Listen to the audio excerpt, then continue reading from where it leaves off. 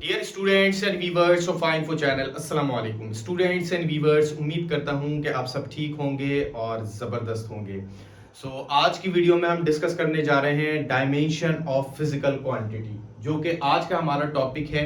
जैसे कि मैंने आपको बताया था कि नेक्स्ट वीडियो में हम डायमेंशन ऑफ फिजिकल क्वांटिटी को डिस्कस करेंगे और ये हमारा इस चैप्टर का लास्ट टॉपिक होगा। आज हम इसी को आगे बढ़ाएंगे और जो है इसको हम दो पार्ट में इस लेक्चर को कंप्लीट करेंगे। आज की वीडियो में हम पार्ट 1 करेंगे, जिसमें हम डायमेंशन और जो है इसके जो रूल्स हैं उसको देखेंगे और इसके टाइप्स जो हैं उसको हम डिस्कस करेंगे। फिर उसके बाद जो नेक्स्ट पार्ट होगा उसमें हम जो डायमेंशन की एनालिसिस है उसको डिस्कस करेंगे और जो करेक्टनेस है इसमें हम डायमेंशनली चेक करते हैं इक्वेशन को कि वो करेक्ट है या नहीं। वो हम फिर नेक्स्ट पार्ट में करेंगे। आज की जो है वो वीडियो में पार्ट 1 में कुछ बेसिक जो है वो डायमेंशंस के बारे में सीखेंगे। आगे बढ़ने से पहले अगर आप नए हैं चैनल के ऊपर तो चैनल सब्सक्राइब कर लें और बेल आइकन को भी क्लिक कर लें ताकि हर आने वाली वीडियो का नोटिफिकेशन आपको मिल सके।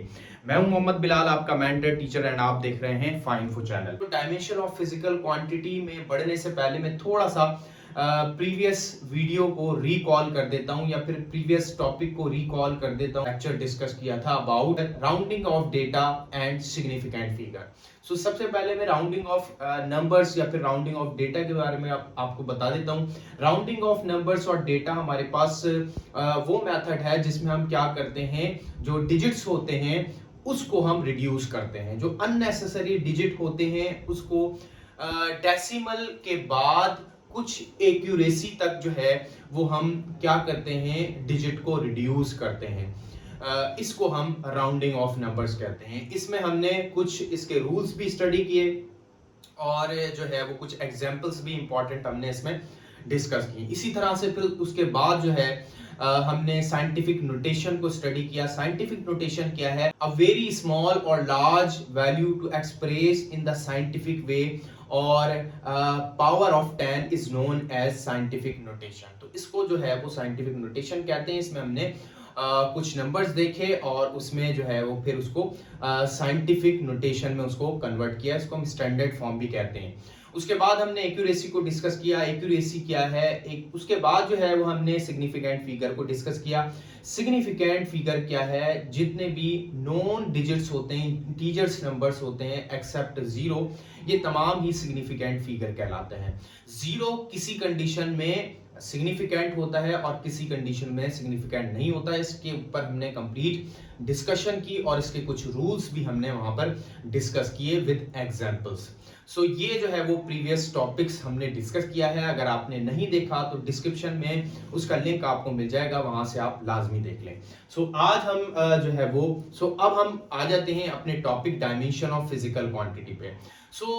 बेटा याद रखें, dimension of physical quantity measurement में बहुत ही अहम टॉपिक है और एग्जाम्स में आने वाला, बार बार रिपीट होने वाला ये जो है वो टॉपिक है।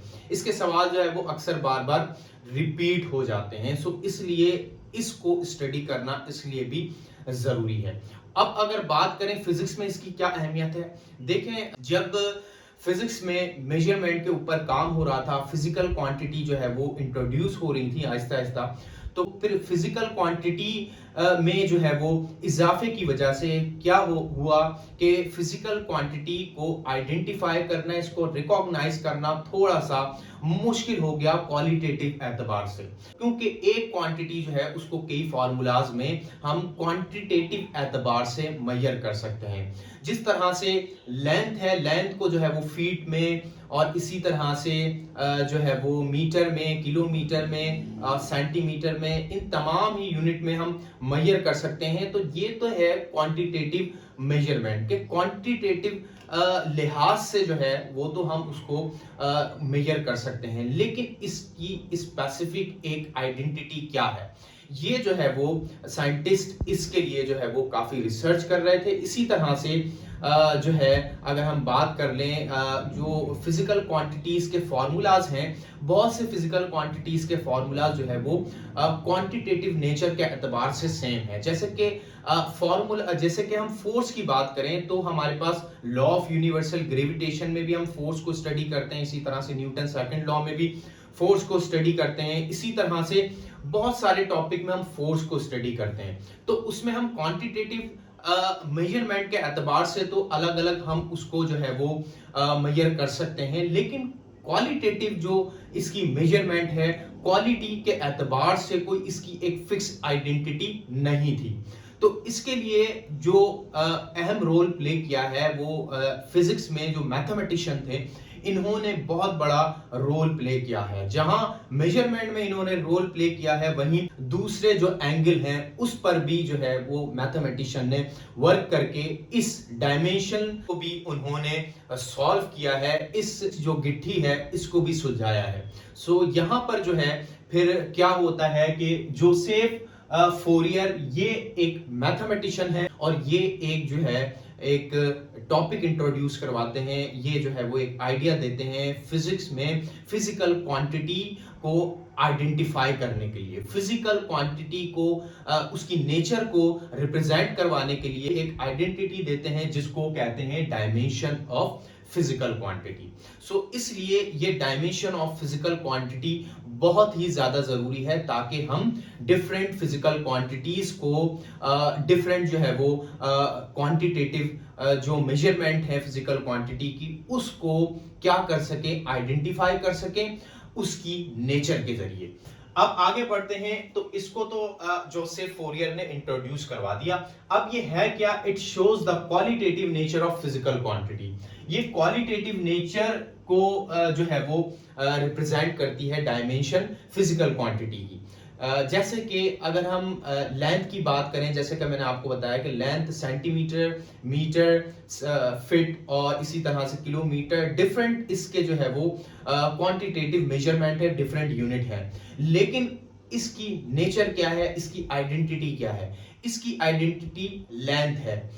ये जितने भी यूनिट हैं ये बेसिकली पाथ लेंथ को रिप्रेजेंट करा रहे होते हैं। पाथ लेंथ मींस दो पॉइंट्स के दरमियान का फासला, और इस पाथ लेंथ को जो है वो डायमेंशनली रिप्रेजेंट कराया गया है, इसकी नेचर को रिप्रेजेंट कराया गया है एक कैपिटल लेटर एल से। एल से जो है वो रिप्रेजेंट कराया गया है किसको, लेंथ को या फिर पाथ लेंथ को। इस तरह से जो है इसको रिप्रेजेंट कराया गया। इसी तरह से मास को जो है उसका यूनिट केजी होता है, लेकिन उसकी डायमेंशन जो है वो एम होती है, और जो टाइम होता है उसका यूनिट सेकंड होता है, और भी बहुत सारे क्वांटिटेटिव जो है वो उसके यूनिट हैं, लेकिन उसकी जो डायमेंशन होगी वो कैपिटल टी होगी। कैपिटल टी उसकी आइडेंटिटी है, टाइम की आइडेंटिटी है। सो ये जो है नेचर को रिप्रेजेंट करती है फिजिकल क्वांटिटी के।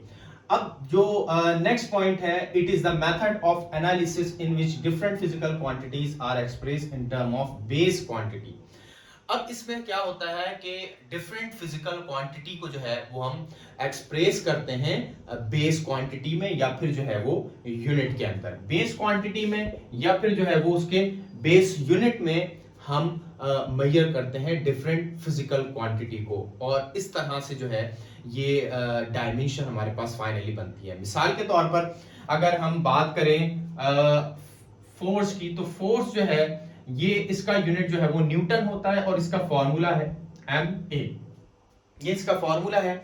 अब इस फोर्स को मैंने किस में लिख दिया, बेस क्वांटिटी में लिख दिया। अभी मास बेस क्वांटिटी है, एक्सेलरेशन बेस क्वांटिटी है नहीं है। अगर मैं इसको लिखना चाहूं तो ये पहले जो है वो वेलोसिटी अपॉन टाइम बनेगा, फिर वेलोसिटी से मैं इसको बनाना चाहूं तो बेस क्वांटिटी इसकी बनेगी मास मल्टीप्लाई, और ये हमारे पास बनेगी displacement divided by time multiply time. अब देखिए चार इसमें बेस क्वांटिटी बनी है। एक हमारे पास मास हो गया, दूसरा जो है वो डिस्प्लेसमेंट, और दो क्वांटिटी जो है बेस क्वांटिटी ये टाइम है। तो जो फोर्स है ये चार बेस क्वांटिटी से मिलकर बनी है। अब फिर इसके यूनिट के जरिए क्या कर सकते हैं, हम डायमेंशन जो है वो आसानी से निकाल सकते हैं, या फिर इससे भी हम डायमेंशन को जो है वो रिप्रेजेंट करा सकते हैं। जैसे कि मास का मैंने आपको बताया, मास की डायमेंशन जो है वो कैपिटल एम है।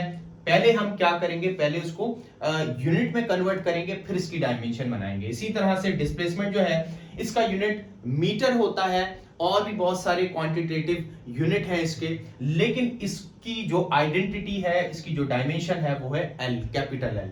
इसी तरह से टाइम की डायमेंशन टी है। तो इस तरह से हम फोर्स की डायमेंशन जो है वो बना सकते हैं। सो यहां से अगर मैं फोर्स की डायमेंशन बनाऊं तो ये बनती है F is equal to M L T minus 2। ये इसकी फोर्स की डायमेंशन बनती है, और इसको हम स्क्वायर ब्रैकेट के अंदर लिखते हैं। मजीद में आगे इसके रूल्स में आपको बताता हूं कि हमने इसको जो है वो कैलकुलेट कैसे करना है। Then such as the length, mass, time, ETC, each base quantity is represented by the specific symbol. और जैसे कि मैंने आपको यहाँ पे बताया कि हर बेस क्वांटिटी को हम क्या करते हैं, स्पेसिफिक सिंबल से रिप्रेजेंट कराते हैं। ये बेस क्वांटिटी हो गई फोर्स की, और इसको हम स्पेसिफिक सिंबल से रिप्रेजेंट करवा रहे हैं। पर आप देखें फोर्स को हमने कैसे लिखा था। एक फोर्स है हमारे पास एम ए, ये एक फोर्स है, और एक फोर्स हमारे पास एम एल टी माइनस 2, ये एक फोर्स है। अब आप देखें वाला फॉर्मूला क्वांटिटेटिव नेचर को रिप्रेजेंट कर रहा है फोर्स के, और इसी तरह से ये जो है ये क्वालिटेटिव नेचर को रिप्रेजेंट कर रहा है ये वाला फॉर्मूला। तो इस तरह से सवालात भी बनते हैं कि जो डायमेंशन फॉर्मूला होता है वो क्या है। डायमेंशन फॉर्मूला जो है इसका सवाल बनता है, तो उसमें ऑप्शन ये हमारे पास करेक्ट होगा। इस तरह से जो है वो डायमेंशन को हम रिप्रेजेंट कराएंगे। इसी तरह से फोर्स के क्वांटिटेटिव जो फॉर्मूलाज हैं ये और भी बहुत सारे हैं। जिस तरह से फोर्स जो है, अगर स्प्रिंग कांस्टेंट पे अगर हम फोर्स को देखें तो kx के बराबर होता है, लेकिन उसका जो डायमेंशनल फॉर्मूला होगा वो सेम ही होगा, चाहे वो फोर्स स्प्रिंग फोर्स हो, या फिर जो है वो ग्रेविटेशनल फोर्स हो, या फिर कोई सी भी जो है वो फोर्स हो। डायमेंशनल फॉर्मूला देखें हमेशा ऐसे ही बनेगा, एम एल टी माइनस 2। ये डायमेंशनल फॉर्मूला है इसका, और ये हमेशा ऐसे ही रहेगा, जो कि किस चीज को रिप्रेजेंट कर रहा है, आइडेंटिटी को रिप्रेजेंट कर रहा है, नेचर को रिप्रेजेंट कर रहा है। डायमेंशन इसलिए जरूरी है फिजिकल क्वांटिटी में, जिस तरह से मेजरमेंट में एक्यूरेसी और प्रिसिशन बहुत ज्यादा जरूरी है। और जितने भी हमने प्रीवियस टॉपिक पढ़े हैं वो बहुत ज्यादा इंपॉर्टेंस थे। आपने देखा किस तरह से हमने उसको डेली लाइफ में भी एग्जांपल उसकी देखी। इस तरह से ये भी बहुत जरूरी है डायमेंशन। जब भी हम फिजिकल क्वांटिटी को लिखते हैं तो डायमेंशन भी बहुत ज्यादा जरूरी है। अब हम आगे बढ़ते हैं और देखते हैं इसकी टाइप्स कितनी है। इसकी हमारे पास जो है वो 4 टाइप्स है। पहली जो टाइप है इसकी वो है हमारे पास डायमेंशनल वेरिएबल्स। डायमेंशनल वेरिएबल क्या है? डायमेंशनल वेरिएबल्स वो क्वांटिटीज होती हैं जिन क्वांटिटीज के मैग्नीट्यूड भी चेंज हो, वैरी हो, और उनकी कोई ना कोई डायमेंशन भी हो। ऐसी क्वांटिटीज को हम कहते हैं डायमेंशनल वेरिएबल्स। जैसे कि हमारे पास यहाँ पे डिस्प्लेसमेंट है। डिस्प्लेसमेंट का जो हमारे पास डायमेंशन होती है ये हमारे पास L होती है। इसका यूनिट हमारे पास मीटर होता है। अब ये जो डिस्प्लेसमेंट है ये मैग्नीट्यूड बाय मैग्नीट्यूड वेरी हो सकता है, ठीक है। इसका जो मैग्नीट्यूड है ये इसकी वैल्यू ज्यादा भी हो सकती है, कम भी हो सकती है, और इसकी डायमेंशन भी है, इसलिए डायमेंशन वेरिएबल्स। इसी तरह से वेलोसिटी, एक्सेलरेशन और फोर्स जो है, और जितनी भी हमारे पास फिजिकल क्वांटिटीज हैं, चाहे वो बेस हो या फिर ड्राइव हो, वो ज्यादातर क्या होती हैं कि वो डायमेंशनल वेरिएबल्स होती हैं, क्योंकि उनके मैग्नीट्यूड भी चेंज होते हैं और उनकी डायमेंशन भी अपनी एक फिक्स्ड होती है। नेक्स्ट जो इसकी टाइप है डायमेंशनल कांस्टेंट। डायमेंशनल कांस्टेंट क्या है? डायमेंशनल कांस्टेंट नाम से जाहिर है वो जो है वो फिजिकल क्वांटिटी जिसका मैग्नीट्यूड तो कांस्टेंट हो लेकिन उसकी डायमेंशन भी हो। ऐसी क्वांटिटीज जो है या ऐसे जो है वो ऐसे पैरामीटर्स जो है हमारे पास डायमेंशनल वेरिएबल्स कहलाते हैं। तो ये जी जो है ग्रेविटेशनल एक्सेलरेशन, ये हमारे पास डायमेंशन कांस्टेंट है, क्योंकि इसकी वैल्यू होती है 9.8 और जो इसकी डायमेंशन होती है वो भी एक फिक्स है इसकी डायमेंशन। ये मैं आपको आगे बताऊंगा सारे फार्मूलाज और जो कांस्टेंट है डायमेंशन कांस्टेंट, इसकी डायमेंशन हम आगे देखते हैं। अब इसी तरह से ये ग्रेविटेशन कांस्टेंट है, इसकी भी वैल्यू मैग्नीट्यूड फिक्स है लेकिन इसकी डायमेंशन भी है। प्लांक्स कांस्टेंट है और ये स्पीड ऑफ लाइट है, ये भी जो है वो डायमेंशन कांस्टेंट है। आगे हम देखें तो dimension less variable. Dimension less variable में हमारे पास वो क्वांटिटीज आ जाती हैं कि जिनकी ना डायमेंशन है और उनके मैग्नीट्यूड बट वेरी होते हैं। वो क्वांटिटीज जिनके मैग्नीट्यूड तो वेरी होते हैं बट उनकी डायमेंशन नहीं है, उनमें से हमारे पास ये रिफ्रैक्टिव इंडेक्स है। रिफ्रैक्टिव इंडेक्स को हम n से रिप्रेजेंट कराते हैं और ये रेशियो होता है दो फिजिकल क्वांटिटी का, speed of light in air, speed of light in any medium. So ये दो जो क्वांटिटी है इनका रेशियो हमारे पास रिफ्रैक्टिव इंडेक्स बनता है। जो है बाय मैग्नीट्यूड तो वैरी होता है लेकिन इसकी डायमेंशन नहीं है क्योंकि दो सेम क्वांटिटी का ये रेशियो है। आगे बढ़ते हैं, स्ट्रेन भी हमारे पास दो सेम क्वांटिटी जो है उसका रेशियो है, change in length per unit length, लिहाजा इसकी डायमेंशन तो नहीं होगी लेकिन इसका मैग्नीट्यूड वेरी कर सकता है। ये हमारे पास मैग्निफिकेशन है, मैग्निफिकेशन भी हमारे पास दो जो क्वांटिटीज हैं उसका हमारे पास रेशियो है। इसी तरह से एंगल जो है ये भी हमारे पास डायमेंशन लेस वेरिएबल है क्योंकि इसका मैग्नीट्यूड तो वेरी करता है लेकिन इसकी डायमेंशन नहीं है। इसको हम एंगुलर डिस्प्लेसमेंट भी कह सकते हैं। एंगुलर डिस्प्लेसमेंट का फॉर्मूला हमारे पास बराबर होता है s अपॉन आर। एस क्या है? ये आर्क लेंथ है, यानी कि जितना जो है वो फासला होता है कंप्लीट एक सर्किल का, वो हमारे पास आर्क लेंथ और जो उस सर्किल का रेडियस है उसका रेशियो। तो ये जो है इससे उसकी डायमेंशन तो नहीं निकलेगी एंगुलर डिस्प्लेसमेंट की, लेकिन इसका मैग्नीट्यूड वेरी हो सकता है। सो ये जो है वो थर्ड टाइप। अब फोर्थ टाइप अब देखते हैं तो dimension less constant. Dimension less constant हमारे पास क्या है? डायमेंशन लेस कांस्टेंट वो हमारे पास पैरामीटर्स हैं कि जिनकी ना ही जो है वो मैग्नीट्यूड चेंज होता है और ना ही उनकी कोई डायमेंशन है, जैसे कि तमाम ही integers number 1 2 3 and so on. और जो पाई की जो वैल्यू है ये हमारे पास कांस्टेंट है, इसकी वैल्यू भी कांस्टेंट है और इसकी कोई डायमेंशन भी नहीं है। सो ये डायमेंशन लेस कांस्टेंट। सो ये जो है इसकी तीन टाइप्स जिसको हमने आगे यूज करना है फॉर्मूलाज जब हम जिसकी डायमेंशन निकालेंगे तो फिर इसमें इसका बहुत ज्यादा रोल होगा, वहां पर हम ये यूज करेंगे। तो अब हम देख लेते हैं कुछ फॉर्मूलाज। अब हम देखते हैं इसके रूल्स, डायमेंशन के रूल्स क्या हैं, किस तरह से हम इसको कैलकुलेट करते हैं और फिर कुछ फॉर्मूलाज की डायमेंशन हम कैलकुलेट कर लेते हैं। तो अब यहाँ पे आप रूल्स देख सकते हैं फॉर मेकिंग डायमेंशन। अगर हमने किसी भी क्वांटिटी की डायमेंशन बनानी है सो उसके लिए इन रूल को पहले फॉलो करना होगा।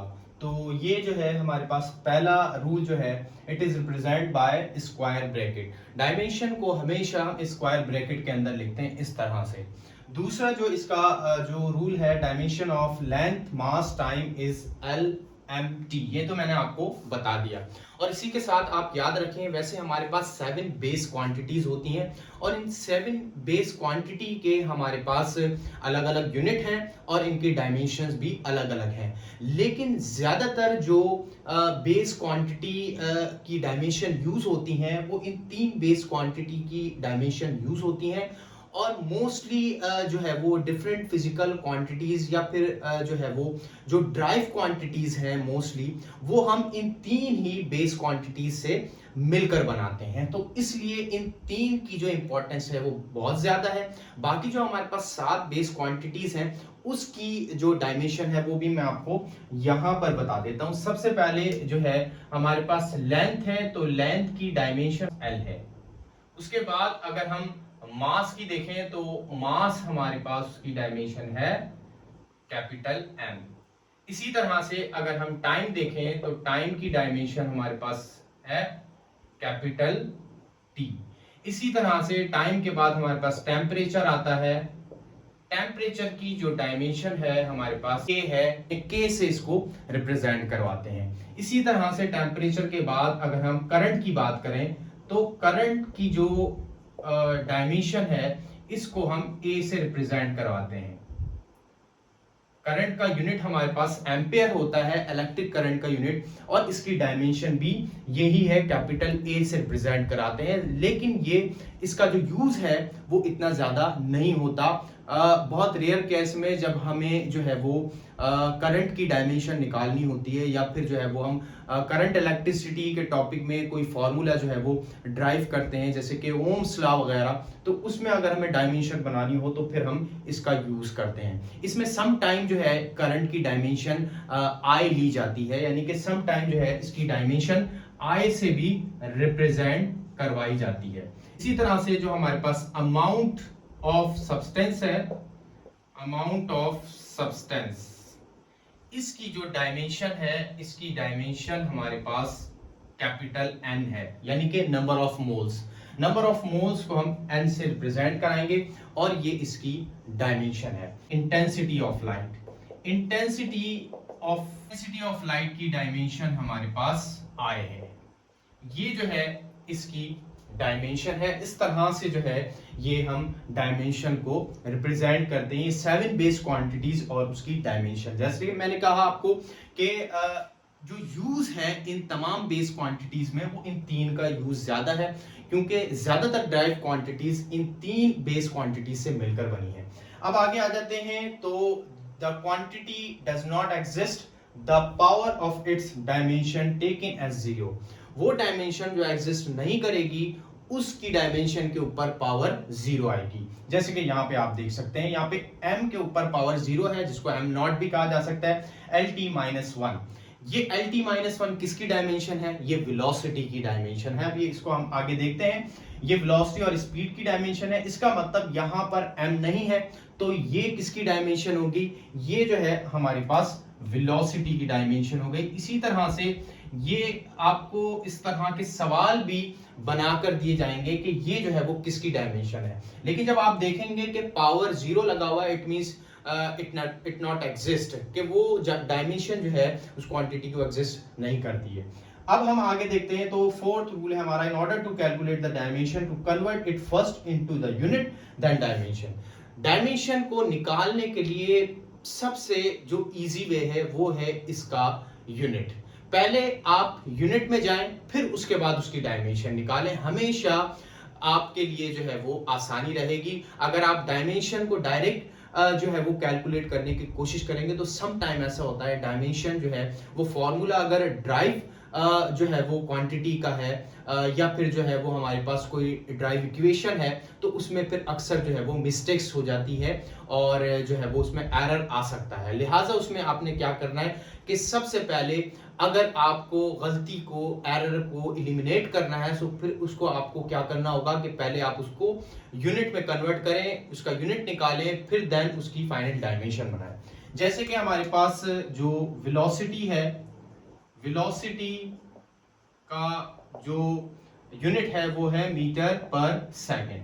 तो इसकी जो डायमेंशन है, इसकी डायमेंशन हमारे पास हो जाएगी LT-1, ये इसकी डायमेंशन हो गई। इसी तरह से एक्सेलरेशन, एक्सेलरेशन को अगर हम देखें तो इसका यूनिट जो है वो मीटर पर सेकंड स्क्वायर है, और इसकी डायमेंशन हमारे पास LT-2 हो गई। इसी तरह से फोर्स, फोर्स का यूनिट न्यूटन होता है। पहले इसको आप बेस यूनिट में कन्वर्ट करें, किलोग्राम मीटर पर सेकंड स्क्वायर। जब भी आपने ड्राइव यूनिट की डायमेंशन निकालनी है, पहले ड्राइव जो यूनिट है उसको बेस यूनिट में कन्वर्ट करें, फिर उसकी डायमेंशन निकालेंगे, आसानी हो जाएगी। तो ये जो है इसकी डायमेंशन बनेगी MLT-2, ये इसकी डायमेंशन होगी। इसी तरह से आगे अगर हम देखें तो आगे हमारे पास प्रेशर है। प्रेशर की हम डायमेंशन निकाल लेते हैं। प्रेशर का यूनिट होता है पास्कल और इसका सिंबल होता है PA।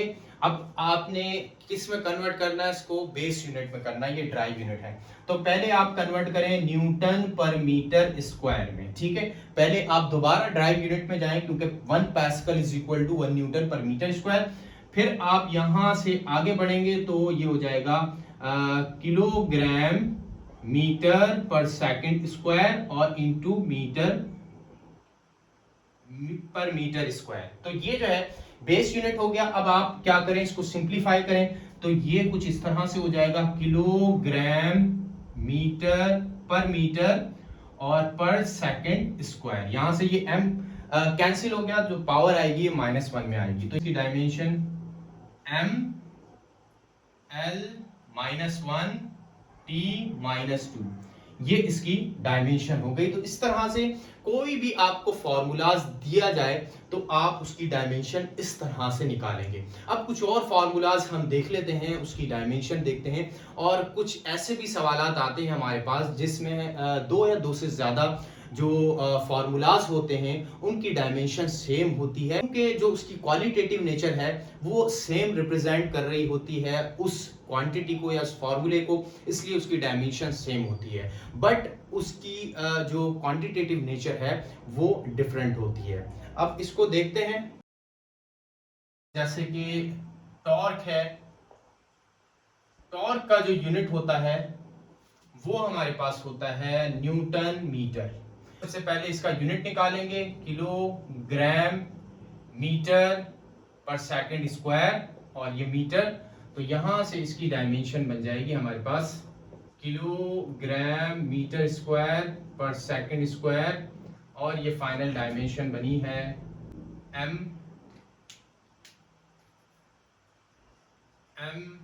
l square t -2। ये आप देख लें, ये हमने टॉर्क की डायमेंशन बना ली। पहले उसको जो है वो ड्राइव यूनिट, फिर बेस यूनिट में कन्वर्ट किया और फिर फाइनली डायमेंशन। इसी तरह से अगर हम वर्क की डायमेंशन निकालें तो वर्क की डायमेंशन भी हमारे पास एज इट इज बराबर आएगी, क्योंकि इन दोनों की जो क्वालिटेटिव नेचर है वो सेम है। क्वांटिटेटिव मेजरमेंट दोनों की अलग अलग है। ये टॉर्क को मेजर करता है और ये वर्क डन को मेजर करता है, लिहाजा दोनों अलग अलग फिजिकल क्वांटिटीज है, बट क्वालिटी जो है, क्वालिटेटिव नेचर, इनकी आइडेंटिटी सेम है। अब यहां पर इसका जो यूनिट है वो जोल होता है। अब 1 joule is equal to 1 newton metre, और इसको फिर हम कन्वर्ट करेंगे किलोग्राम मीटर स्क्वायर, डायरेक्ट में लिख रहा हूं पर सेकंड स्क्वायर, और यहां पर डायमेंशन बनाएंगे इसकी, तो ये इसकी डायमेंशन बनेगी ml स्क्वायर t -2। अब आप देख रहे हैं यहां पे भी इसकी जो डायमेंशन है ये दोनों की डायमेंशन सेम है।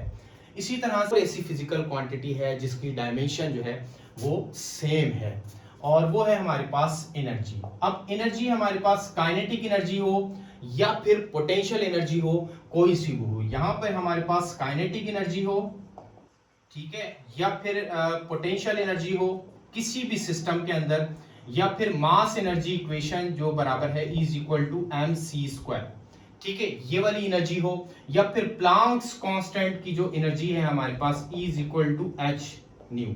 इन सब में हमारे पास E is equal to hf। अब इन सब में हमारे पास जो डायमेंशन आएगी वो सेम ही आएगी।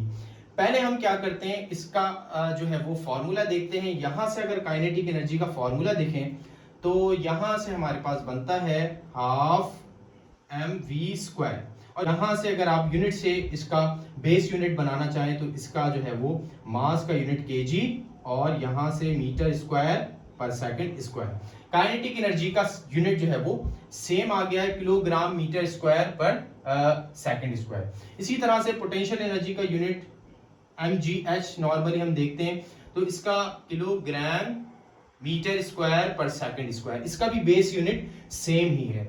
ये तमाम एनर्जी है, जैसे कि मैंने आपको बताया बेस यूनिट सेम आएगा जिसकी वजह से डायमेंशन सेम है।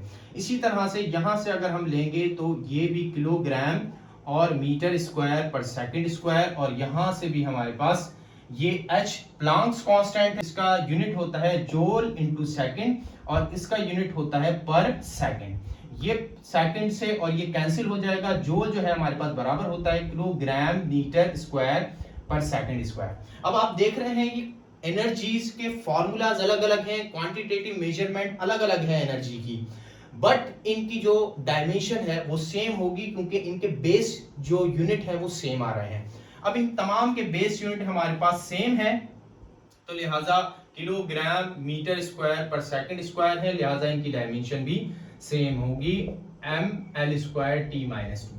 इसी तरह से हमारे पास कोई सा भी फॉर्मूला हो एनर्जी का, उसकी डायमेंशन सेम होगी।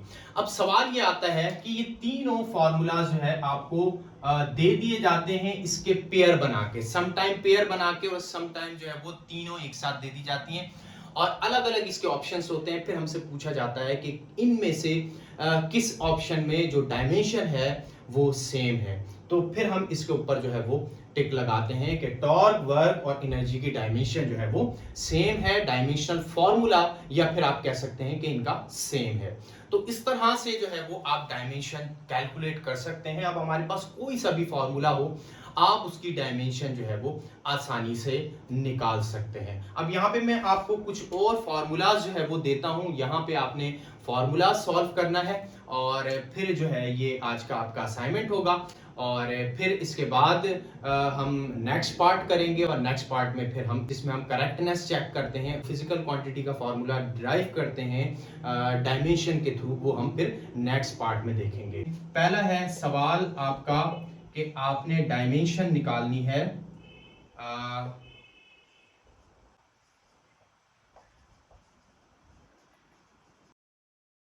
ये तीन फॉर्मूलाज हैं, इसकी आपने डायमेंशन निकालनी है और मुझे कमेंट सेक्शन में इसका जवाब आपने ज़रूर देना है। ये आज का आपका असाइनमेंट है और अब हम करेंगे इसका पार्ट 2 नेक्स्ट वीडियो में। उम्मीद करता हूं कि आज की वीडियो के जितने भी पॉइंट्स हैं और specially dimension of physical quantity का बेसिक आपको जो है वो अच्छे से अंडरस्टैंड हो गया होगा और जो है इसके तमाम ही कॉन्सेप्ट क्लियर हुए होंगे। इसमें अभी भी कोई क्वेश्चन हो, डाउट हो तो कमेंट सेक्शन में ज़रूर कीजिएगा। इस वीडियो को लाइक और शेयर ज़रूर कीजिएगा। अपना ख्याल रखिएगा और फिर मिलते हैं आपसे फिर नेक्स्ट वीडियो में। जब तक के लिए थैंक यू सो मच। अल्लाह हाफिज़।